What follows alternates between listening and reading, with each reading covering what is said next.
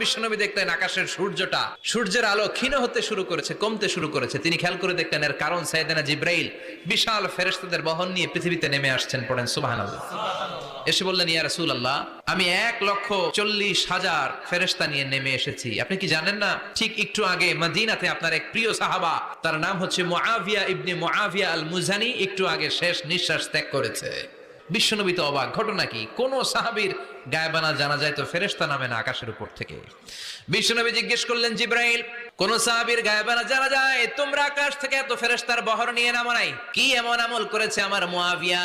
কি এমন ভালো গুণ ছিল, ভালো আমল ছিল, যার কারণে আরশের উপরে তার এত সম্মান?